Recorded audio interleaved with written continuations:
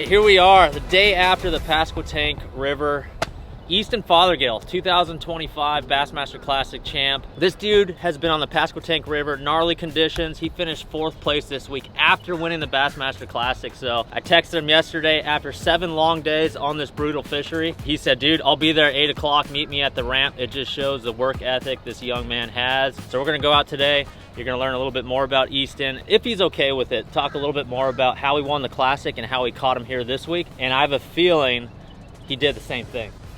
Just about. So we're gonna expose a little bit of secrets here. I hope he lets us do it. We'll look at his live scope setup, stuff like that.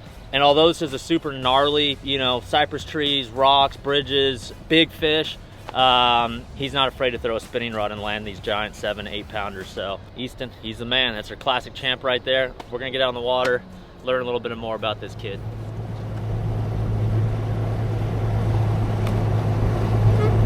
It is so crazy that all those spawners were just in one.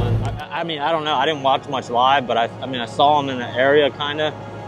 But it's just so crazy how all those spawners were just in one. Like, it always makes sense after the tournament. You know, you analyze it.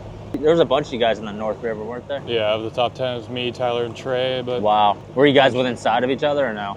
They were right around the bend for me. Really? I could hear them when they'd start the motor. They'd run a little ways. And so I guess the run wasn't that bad with that north wind. When the north wind blew, the yeah, run the last 2 days wasn't bad. The first two were gnarly. Yeah. So I went across to the Alligator River, and I've never seen waves like that ever in my life. And, you know, the guys at the launch ramp like, oh, you just run the troughs. I'm like, dude, troughs don't exist on this place. Here. Like, no. It does not exist. Like, yes, you see them. It's kind of troughy, but there's literally waves in the middle of them. It's the craziest thing. There's got to be some underlying current. Yeah. Once you get them patterned, all of a sudden you'll hit like 4 massive ones. Yeah, totally. Yeah. All right, so we're in the Pasquotank. All right, so we're in the Pasquotank River here. This is where the tournament took out of. And like all the pre-tournament predictions of this place was like literally every river on this system, I mean 120 miles long, whatever it is, like every river was capable of producing, you know, 100 pounds, 25 pounds a day. But this right here is Elizabeth City. There's, you know, cars and trucks that go all over this bridge. Second place literally was right here under this bridge.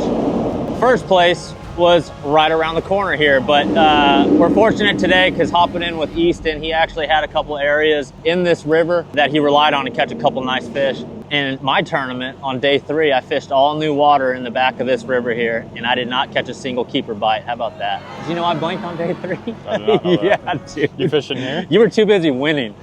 Yeah, I did. I went all the way to the back. Buzzbait, swim jig, and then of course trying to scope beds. That's how I caught them in the Alligator, scoping beds over there, but the fish just weren't big. I mean, they were all 2s and 3s. Was it still muddy back here or did it clean up? It cleaned up, yeah. All right, as I move Charles's camera bag here, boom, look at those. Look at the little graveyard down here. This is the classic winning bait right here. And obviously there's still a bunch in his boat because I assume, and redbug's a good color in this tannic water. I mean, redbug's a good color anywhere, but is this what you caught him on this week? Yeah, everyone. Wow, dude, that's amazing. So here's a fun fact. So Easton Fothergill, 22, right? Mm-hmm. 22 years old. What year were you born? 02. 02.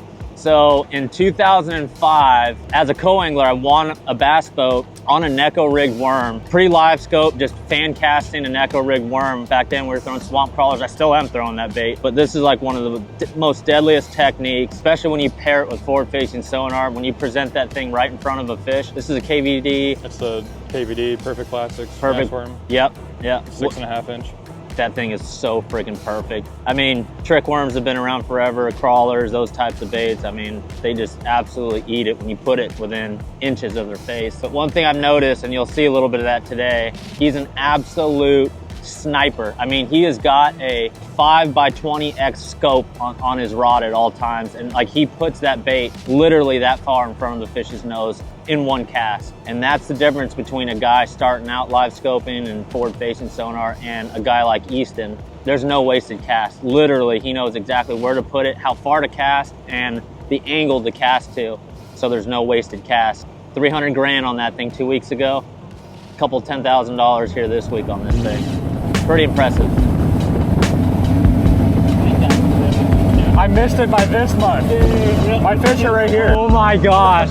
Easton just said he missed the winning spot by that much. Like he would stop right there And the winning 200-yard stretch, literally 40, 50 yards from where he fished.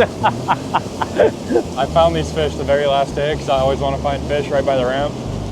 My trail's gone because I ran all over the place, but I literally stopped on that point right there. And I don't know how far up this way Kyle's fish come, but my fish are from here up. So that's interesting. You just said you always try to find fish near the ramp.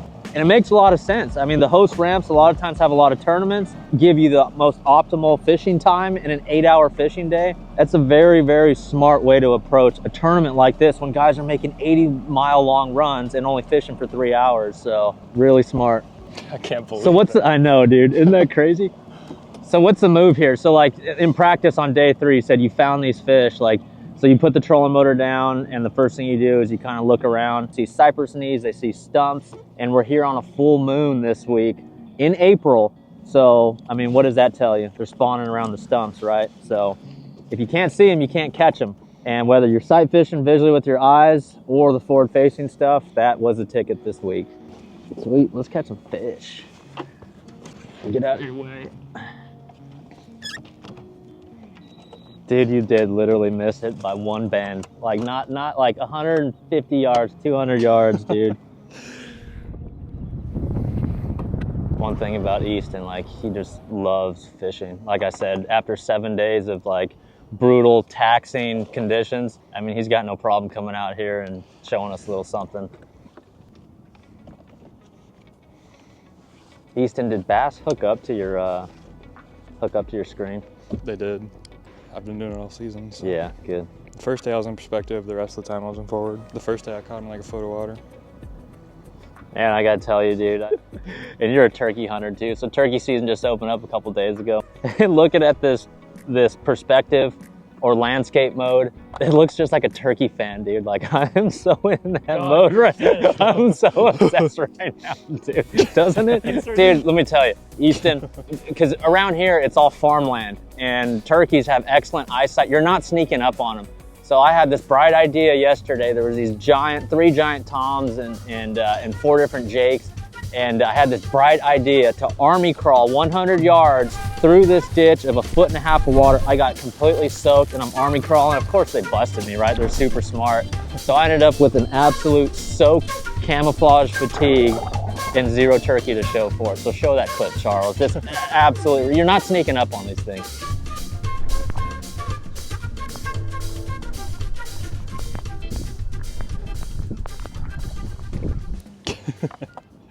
All right, bro, how hard did your phone blow up after the Classic? It was insane. I had like 550 text messages. 550? Gosh, dude. So that took is a while. Awesome. Took a while to get caught up on. Actually, you did pretty good. I texted him the morning after, and he texted me back like at 10 a.m., dude. He did actually really good. Again, that shows the work ethic of this kid. You got to have it out here on the Elite Series these days. So it looks like we're shooting about 45 feet out, which is about like 1/2 a cast length or so, just like a nice little pitch out there. It's no longer, you know, making a bunch of blind casts, just feeling it out. It's, you know, we're looking for the biggest fish in the lake, and just like hunting, you know, you do the scouting, and when you see something you like, you set up and make the correct presentation or the correct kill. And actually, a couple months ago, right before the Classic, I had Easton and Kyle Patrick out at the house, and we did some hog hunting that night. And I think Kyle had about 10 missed shots, and then Easton did clean up with a 308, and we dropped a nice big old hog. So Watching him with the AR is a sight. It's scary, dude. One thing about Kyle, dude, those eyes, it's like he's got night vision, dude. Kyle had a good tournament this week too, man. Congrats, Kyle. You did good, bro. Amazing, amazing job. Young cats absolutely smoked him. Tyler Williams, Trey McKinney, Kyle Patrick. So this is essentially just like a sand bottom with, it's just a river sand bottom with a bunch of cypress knees everywhere. Mm-hmm. Coming up on the little zone where I saw a bunch. Oh, you got one on you. Yeah. Chased it out. Tiny. Can you tell how big it was? Tiny. Tiny, right? Dude, how key, like, have you always ran 10-foot anchors? No, just this year is my first Pretty year. money, right? I love them. Yeah, like in a Awesome. situation like this, when we're moving fast, you know, looking underwater, scoping. I mean, when you're on the edge of the river channel here, it dips off into 8 feet. 8-footers won't touch down in 8 feet. I mean, you need about 6.5. Yeah, about 6.5, 6.4 feet. But here, this, I mean, with 10-foot raptors, I mean, you could pull down in 8 feet, no problem. I thought that was a fish, but I guess not.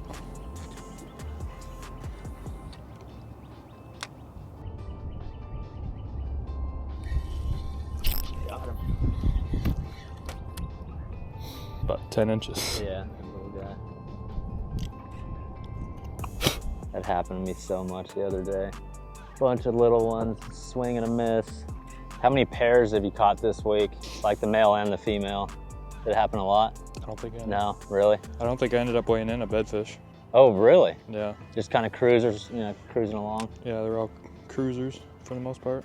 I did find 2 big bedfish, but they were like impossible. Impossible catch.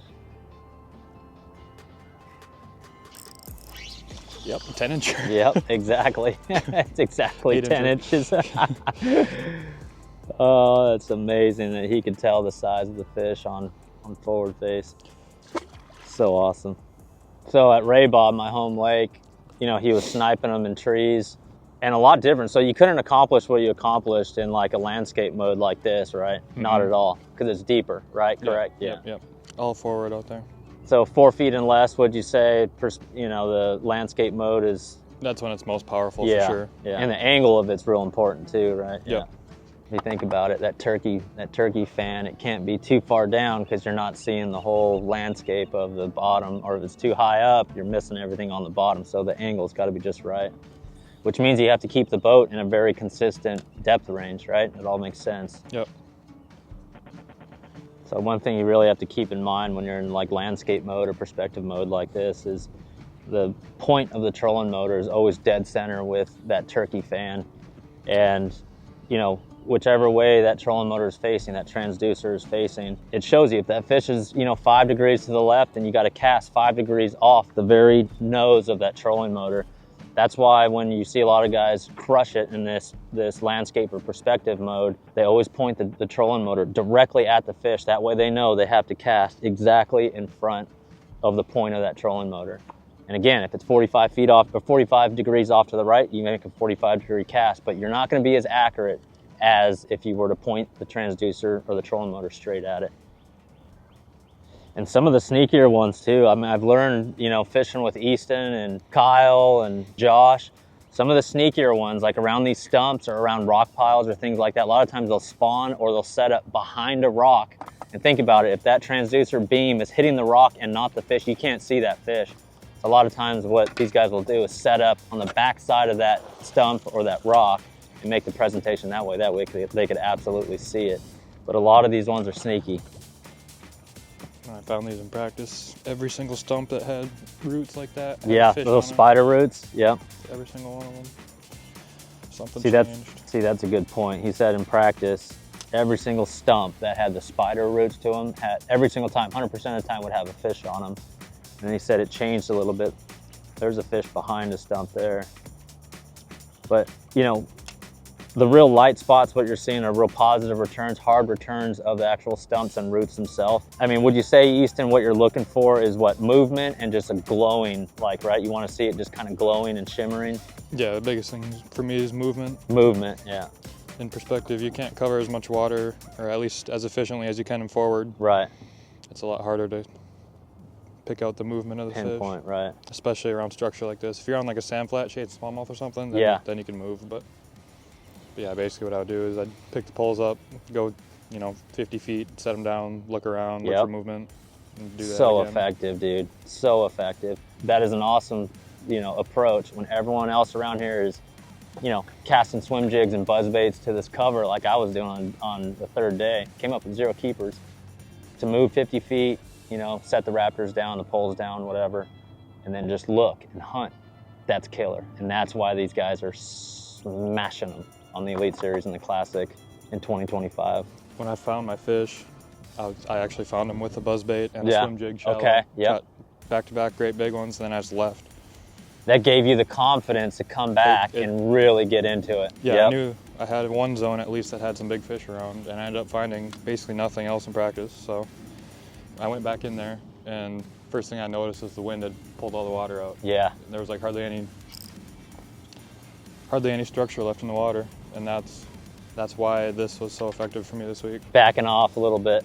But I mean, yeah, see, this place is huge. You know, I saw a comment online, you know, why did Kyle Welch, or why was he the only one that found that winning area? Dude, this place is huge, humongous.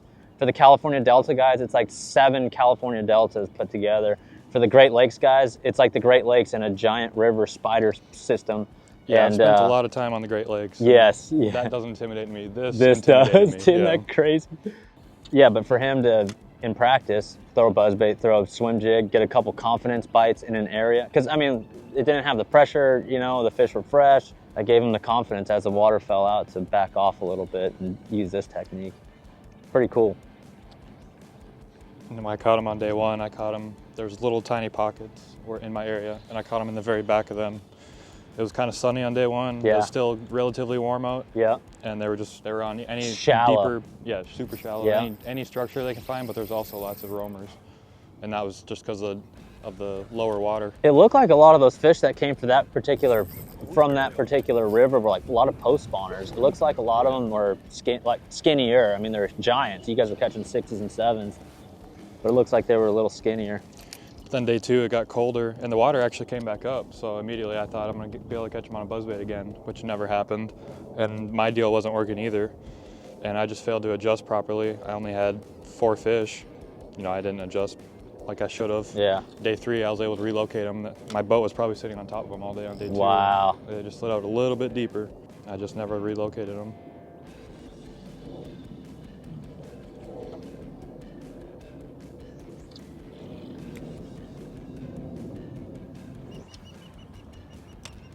Dude, this is just like I mean, this place, if you've never been out here, you know, East North Carolina, you know, Pasquotank River, the North River, the Alligator River, like it is an absolute target-rich environment. And literally that scene from Top Gun, he doesn't know what I'm talking about because he was born after Top Gun, but that scene in Top Gun, you know, when they're in the bar, Maverick and Goose, and they're talking about that bar being a target-rich environment, that's what this place is. Stumps and cypress knees and just targets everywhere to catch fish on, to get snagged on.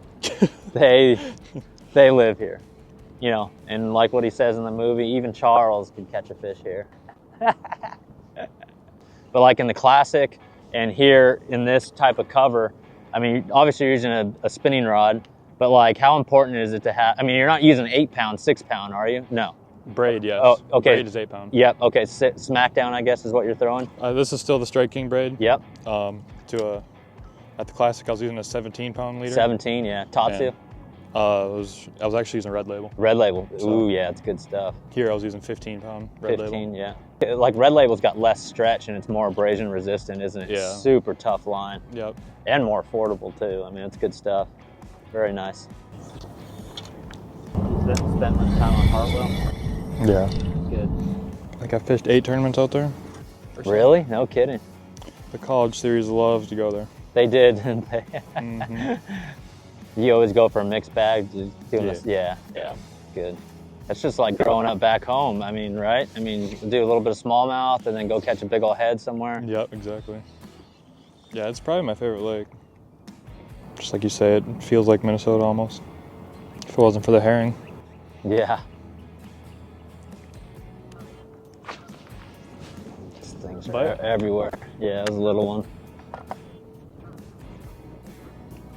They are everywhere. There he is. Little guy.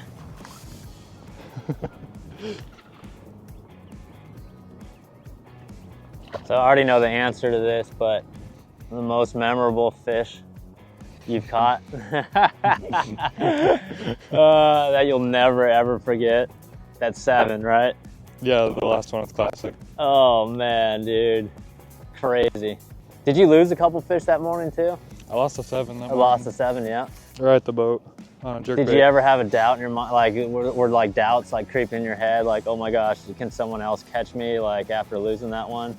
Not initially, but Yeah. then about 1:30 when I still had 4, no big ones. You're that's when the thinking doubts- someone could creep up. That's yeah. when that 7-pounder. Wow, came back dude, in my that's mind. amazing. Yeah, I got a little crazy for that one. Yeah. Did you catch any of the mean mouse you were talking about? I caught one, yeah. I caught one. It was a little one, and then I weighed in a smallmouth that was like 3 pounds. I had a plan. My plan was all the sneaky rock piles that they typically get on, but I think with all that wind that we had, just There's a big mixed one right everything there. up real bad. Oh, a little one.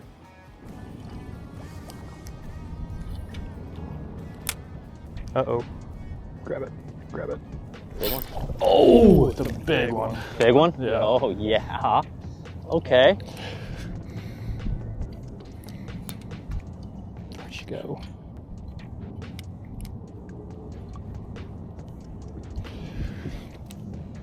Oh, she's right here.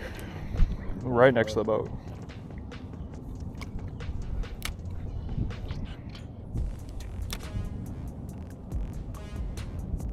I lost her.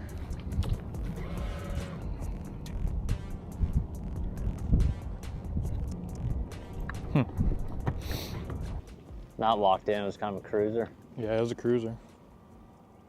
Who do you roll with on tour? Who do you room with? Like last night, you said you crashed. Bear. You were so tired, you crashed out on the couch. Yeah. Who was in the bedroom? It was just the rather camera guys. that Oh, were okay, there. cool. I roomed with Dakota Ebear, but he left Bailed last out. night. Yeah. Yeah, Dakota. I think we tied. No, he finished 1 ounce behind me. He finished 51st. Yeah. That guy's another hammer stick. Yeah, he is. Easton, so I learned a lot of the forward-facing stuff through Josh, and I asked him what the most important thing to keep in mind while, fishing in a new lake or even a familiar lake with forward-facing. He said, stay on the trolley. Like, stay on the trolling motor and be on the prowl, be on the look always. I mean, would you agree with that? Like, what do you think the most important aspect to being an awesome forward-facing sonar guy? I'd say be on the prowls. Yeah. I'd say that, and also being able to differentiate what you're looking at. Okay, Like gotcha. fish Yeah, that's identification. huge. Yep. That was a big deal at Ray Roberts. Was Sure. there's lots of gar in those trees Yep, too. yep. So I mean, just it saves you so much time and helps the efficiency if you can look at a tree and just Garb know- typically slower moving, and obviously they're shaped like a pencil. So right, yeah, yeah. if you could see that. I mean, it just helps. Catfish so will much. get you sometimes though, because you see that tail moving, and then sometimes they look, especially when you're doing the minnow thing, catfish will get you. Yeah, they do. They act like bass more than any other fish down there, I think. Yep. How about on the Great Lakes when you differentiate drum from smallies? Pretty easy or no? Just the kind of the hump on his back? Yeah. Drum a lot of times swim with their nose down. Down, yep. So, but a lot of times it changes every day, but you can kind of get a feel for how the bass are set up and how the drum are set up. Yeah, so that's a good point. So stay on the trolling motor and fish ID. Here's one. Here's a good one. He's in the shadow right now.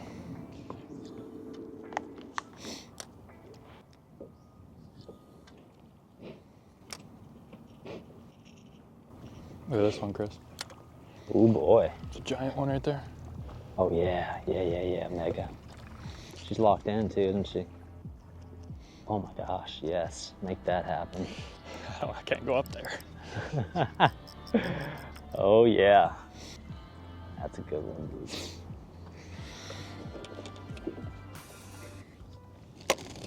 That's what I had left of ones I had prepped for the classic. Yeah, nice, dude. Still prepped for the classic. Let me see that. Very cool. Is that a Ryugi keeper collar? Or no? That's G-Crack. G-Crack. That's awesome.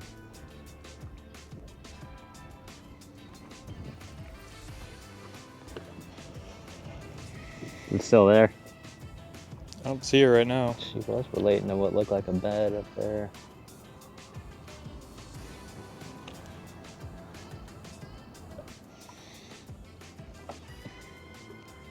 Big one, dude.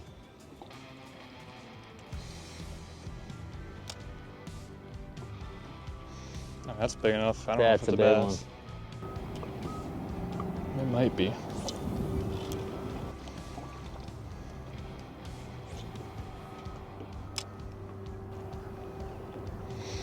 It's not a bass.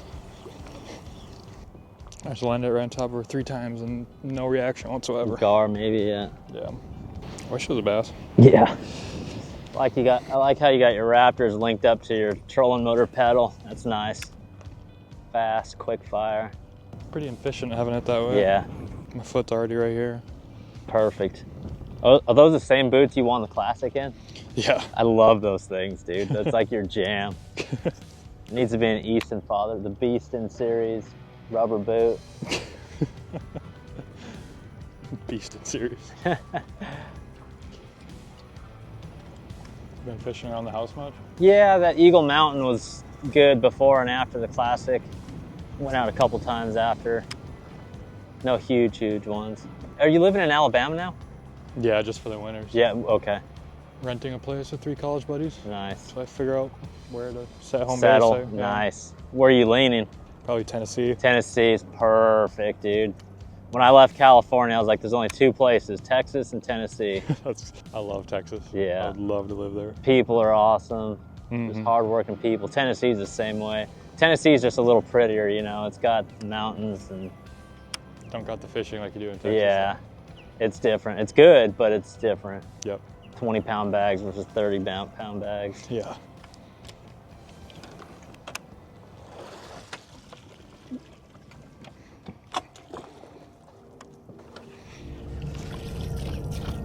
Dude, the barnacle scratching. Oh my gosh. Did you break any fish off on the barnacles this week? I didn't know. I take that back. I broke a fish off, but it was in my rod, so not due to barnacles. Oh, okay, gotcha. And I was able to troll all the way up to the fish, grab the line. As soon as I grabbed the fish took off, got into a lay down and barnacles. Hackney had an interesting story. He had a 8.5 pounder on day 1. He said, you know, he's not scoping the beds. He's like old school, looking for, you know, spawning activity. He said he saw a giant one wake up there in like a 1.5 foot of water. He's like, all right, there's a bed somewhere over there. And doing what Hackney does, just flipping every little speck of bedding type area. He says he got it to bite. He set the hook and he said I just couldn't hold on and it went into a tree and the barnacles broke me off. So he went back the next day and he started pitching that barnacle tree and he caught it 8.5 pounder, same fish. Insane. Crazy. And the barnacles cut 25-pound test like nothing. They're so sharp. The foot of my trolling motor is scratched like crazy. Yes. Even my lower unit on the motor. When I put this one forward and was fishing more structure stuff, that was one thing I was making sure I did, was never throw on the back side of it because the fish bites back there. Smart. If I am going to throw on the back side of it, I'd just kind of feather it over top. So I mean, if a 5-pounder grabs on the back side, you're screwed. You're done. Yeah. Heartbreak. My pick would have been Hackney to win this one after practice. Yeah, no kidding. Yeah. Felt like just shallow power fishing. Yeah. Yeah. Dude, I totally thought Hackney and Christie would be both top 5. Yep. You think about it, you know, this place doesn't get that much pressure and those guys are shallow water hammers, but there's just too much water on this place. Christie said he never got around him. Wonder what weights would look like if it stayed warm and if the wind was decent, I guess. Ooh, there you go. Little guy on a plopper. Man, there's a lot of these little bucks up. Man, these fish are a lot colder than they were in practice. Crazy. I'm just pissed.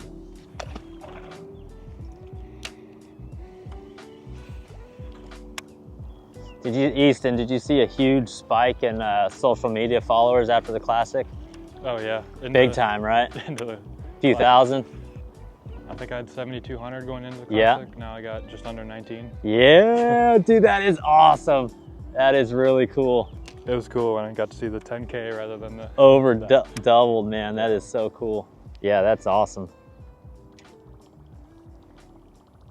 How extensive was your like tournament research on this place? I mean, coming after the Classic, I know you're busy, but I mean, did you watch any YouTube videos or Google anything on this place? Yeah. Past tournaments? I watched anything I could, and then... Yeah. Yeah. You came up with a couple rivers you were going to spend your time in? Pretty much. Yeah. Found all tournament results I could, which wasn't too much. I think the biggest strategy this week was that weather forecast, man. Just seeing the forecast, Guys were using apps, deep dive app, all this stuff, and trying to make the best decision they could based on the wind and not break anything in half. Exactly. Yeah, I saw for the most part, at least before the tournament, they were calling for a hard north and a hard south. So that's kind of why I focused on these northern rivers. Yeah, good. Just so you could run the tross, you know, the little tross that do exist here. Yeah, dude, just made it just like a little bit more comfortable. Dude, some guys ran to the Roanoke and the Chawan, dude, that's just insane. The Roanoke would be crazy. Yeah. Have you seen those videos? Those videos are gnarly. I saw Cook's video of him stuffing one. Gosh. I don't know where he was at, but how big were they going across the alligator? You said they were pretty big? Yeah, they were big. They were four, easily 4s, occasional 5. I thought I saw one. Maybe not. What event coming up you most excited for? Fork, May. Yeah, That's gonna be freaking awesome. Oh, look at that goose nesting right there. Thinks he's camouflaged. You can't see me. Yeah. Doing a good job with those eggs, sis. It's been cold here the last few days. Nothing like Canada cold, though. Sounds like the first day, like all the guys who stayed in this river, there's just this stretch right here, like they caught a bunch of fish and like several big ones, like doing the buzzbait and swim jig thing. And then literally like halfway through the second day, it just absolutely shut off, both pressure wise and weather. Huh. But those are the reports I heard. Easton, you got a girlfriend, don't you? Yep. She live with you? Nope. Nope. She's still in school. Yeah. What state? Where does she live? Tennessee. Tennessee, nice. Oh, that'll be perfect then. Get you a little house in Tennessee. Be perfect. That's the plan. Find you a good tax person that could write it off as a fishing headquarters. Exactly. She's got 2 more years of law school left. 2 more years of law school? Mm-hmm. Impressive. Dude, what's up with you and Kyle, dude? Oh, that's awesome. Kyle's girl's a lawyer, right? Tax lawyer, I think. Yep.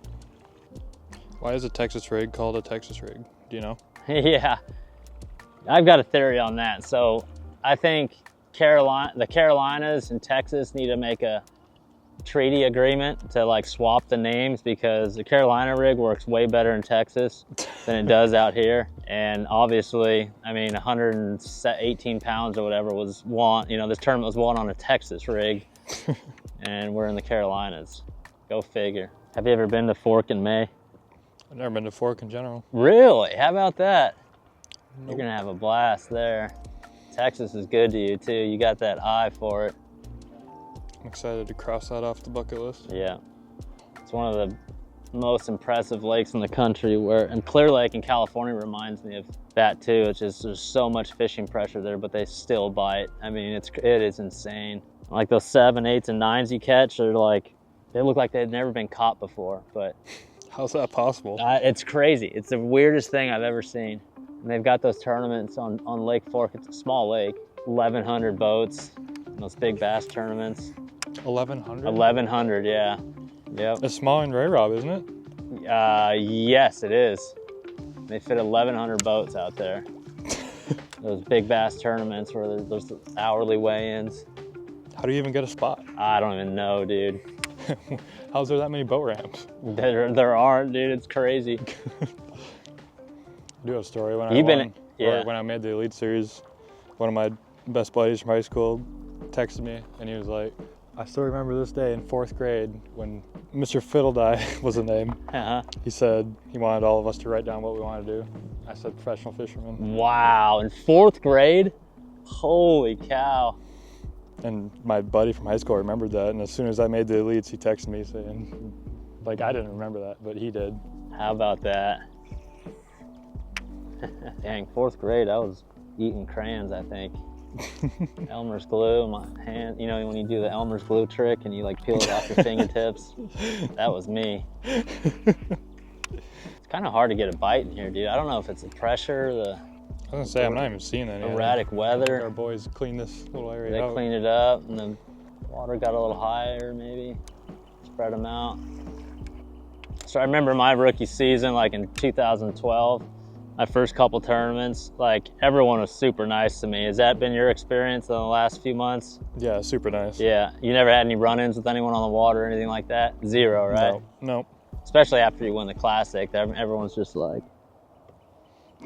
come on through. Oh, you want to fish my stuff? Go fish right through it. There's a 5-pounder right there. Get them, Easton. Yeah, that's awesome. No, the guys are pretty good. I mean, they really are. I don't think in my, like even college, just any tournaments. No issues whatsoever. Yeah, I'm just extremely Yeah, anti-confrontational. yeah, exactly. That's cool. That. Good way to be. See, my marshal was telling me 2 days ago that like these are the original Florida strains in the state of North Carolina like 25 years ago or something like that. I mean, it makes sense. Wow. There's a lot of big ones here. They are Florida strain most of them. Yeah, original, straight up Floridas. And Florida, by the way, is the most overrated fishing you could possibly have. I dude. loved it until our first 2 events. Yeah. I've always done really good in Oh, Florida. have you really? Yeah. The college derbs? Yeah. First 2 elites were weird ones, man. St. John's was very weird. Beast, yeah. Normally, after 3 days, I can get some sort of a clue. St. John's, never. Nope. I didn't catch fish over 3.5 the whole time I was there. Wow. I can guarantee you we'll be back at this place. Oh yeah, I'm excited For for sure. that. This one was awesome. I hope to come when it stays warm, just power fish more. Yeah. Be nice to come during a frog bite. Mm-hmm. These fish are all spread out, dude. Like, not even up, really. It's weird. Your rock piles on Ray Rob, did you see it? Were there big ones there? There were giant ones there, dude. Every time I throw my swimmer up there, 1 to 3 of them would follow it out and just like barely get behind it. Dang. And then you throw a jig or a worm in there and they would nose down, just never get it. Like, they were all just real finicky. And then they'd spread out, and then you throw the swim bait back in there, and then they all come again, dude. Just crazy. But yeah, when they announced that tournament, that was what I was gonna do no matter what, just because I've seen how crazy that bite is. So why do you think they were like that? I think it was those winds that like mixed up the water. I really do. I've never seen winds like that ever on Ray Bob. And then obviously the first things that warmed were, you know, up there where you guys were, and that's typically where it goes down too. If it would have stayed colder. Yeah, cold. Yeah, exactly. I'd found a bunch. I guess I didn't find too many sneaky ones, but I had a bunch of rock piles marked from pre-practice. Yeah. Every time I'd go. You caught a couple big ones in practice, right? Didn't you? Minnow in, yeah. I think. Yeah. Were those off rocks or trees? Rocks. Yeah. I caught what's it called, Lick? Lick Creek. Yep. Yeah, I found those tree fish in pre-practice. Yep. Yeah, all the pre-practice rockfish I had they were gone. Yeah. That place reminds me like Leech Lake at home. Yeah. There's a lot of fish in there, but they're so smart. Smart. Yeah. I say a lot of fish in there. There's more. There's not a lot in there, but there's more than what paper shows. Yeah, absolutely. Man, I really thought I'd get a couple more on this thing. Me too. I think I was a bass. Shoot. Nope, gar. Looks bassy there. Yeah, it's bass. Oh, come on. All over it. You see this one, Chris? Oh gosh. On the backside. Backside, yeah.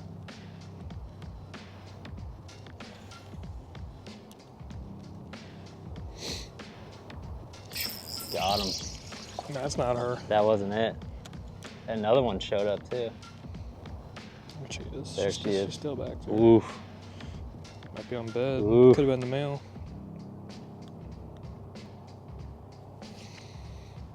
All right, so this is a tricky proposition here. You can't, like that scenario I was talking about before, this fish is behind one of these spider stumps.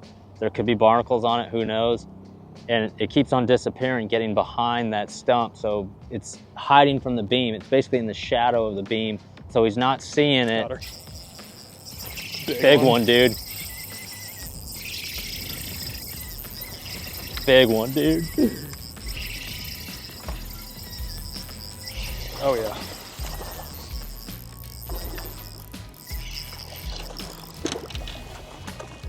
Get her, Easton. Get her, Easton. Yeah.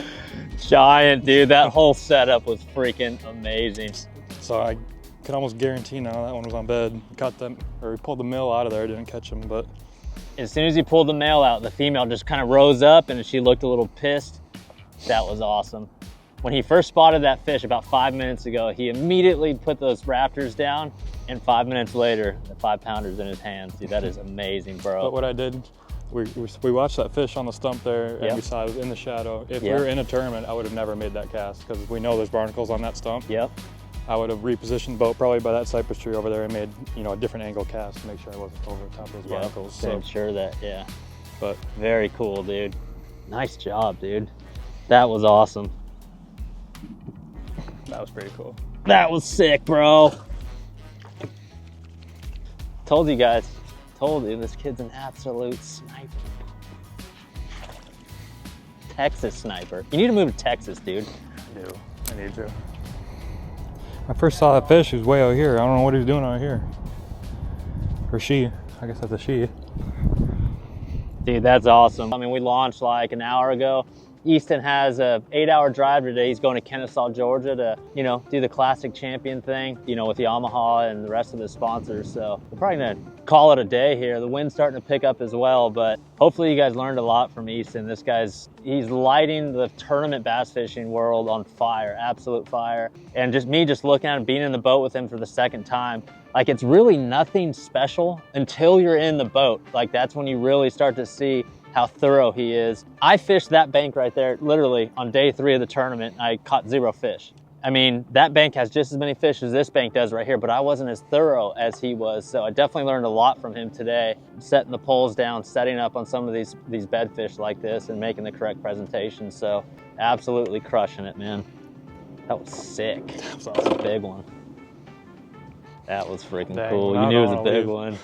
You don't want to leave. He doesn't want to leave. He catches a 5-pounder. He's got an 8-hour drive. He says, I don't want to leave. That's why you're dangerous, bro, because you love it. There's another one there, man. Is there really? Yes. Same size, too. Ooh. Maybe they weren't on bed. Maybe it's just a little magic stone. Yeah. Oh, yeah. Absolutely. Ooh. It's a big one. It's a big one, dude. Uh-oh. Uh-oh. Whip her up. Got it. Another good one. Another good one. Next cast. Just a 3-pounder, oh my gosh, dude. Oh my gosh. Another female, huh? It could be a big male right there.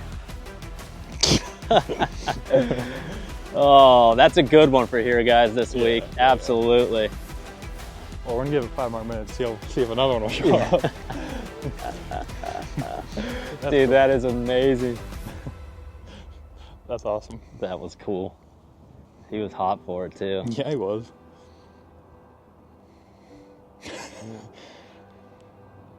Little one. Yeah. Dude, is that one? Back behind. Hanging in the worm.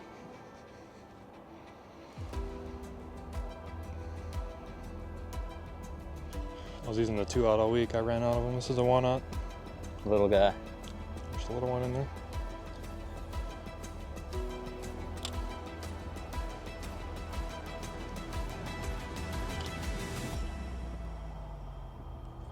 Nothing. You guys good? We got everything? Yes, sir, dude. I tried to end the video and he put his rod down. All right, let's go. Wait, I'm not done yet. 5 more minutes and he catches another nice one. That's awesome. That is awesome, dude. That's your classic champion right there. So cool. Was y'all at the tournament? Yeah, we were. Yes, sir. He finished 4th place, yeah. Okay. I watched y'all on TV. Thank you. Yeah. Appreciate it. Finally, the weather's getting nice and everyone's leaving now. Have a good day. All right. All right, that was a nice little quick hitter there. Like I said, Easton only had a couple hours this morning, myself as well, but He's got an 8-hour drive, and we don't want to take up too much of his time. We really appreciate it, Easton. You're awesome. Hopefully you guys learned a little something with the forward-facing stuff, the kind of the approach of what it takes to have a successful tournament during the spawn type phase in the rivers. But we're gonna put this thing back on the trailer here. Just a beautiful place, Pasquotank River, Albemarle Sound in eastern North Carolina. You got anything else, Easton? You're on top of the world right now, bro. You're fishing well. Yeah. Girlfriend of a year. We learned a lot about Easton here today, and hopefully you guys did too. So it's a lot of fun hanging out, bro. Thank you so much. Thanks for tagging along. And again, dude, the work ethic, after 7 days of just grinding out here, he still took the time to spend with you guys here this morning. So thank you, Easton. And make sure you guys give him a follow. His social media following is just growing and growing. Make sure you guys hop on that train because he has got a lot in store for you guys. So we are out of here. Thanks, bro. Yeah, thank you guys.